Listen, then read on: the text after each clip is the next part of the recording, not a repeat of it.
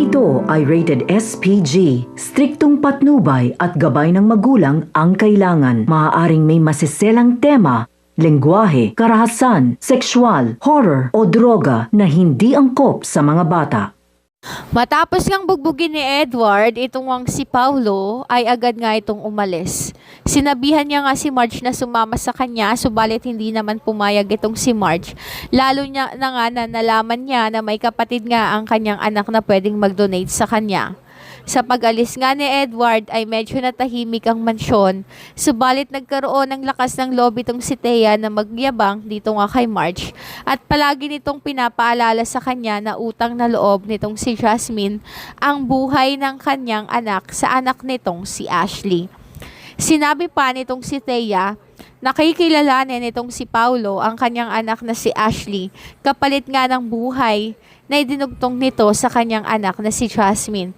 Kahit masakit sa loob nitong si Marge, ay pumayag siya na tumira sa iisang bubong kasama nga itong si Paulo.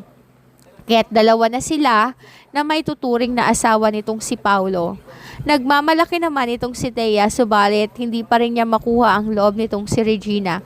Ngunit wala na iyon sa kanya, lalo pa nga ngayon na kinilala na ni Paulo ang kanyang anak na si Ashley at hindi na ito nakatago sa pagiging anak kay Edward. Samantala, laking pasasalamat naman itong si Jasmine kay Ashley. Subalit simula nang nag-donate ito sa kanya, ay dito niya na nga napagtanto na itong si Ashley ay naging mayabang na. Sinabi pa ni Ashley na kung hindi dahil sa kanya ay hindi madudugtungan ang buhay nitong si Jasmine. Palagi din itong kinukuha ang atensyon nitong si Paulo, lalo pa nga na nawala na sa landas niya itong si Edward. At ngayong alam niya na si Paulo ang kanyang tunay na ama, ay palagi siyang nakikinig sa nanay niyang si Thea na kailangang mas mahalin sila nitong si Paulo kesa sa kanyang legal na pamilya na walang iba kundi si Jasmine at itong si Marge.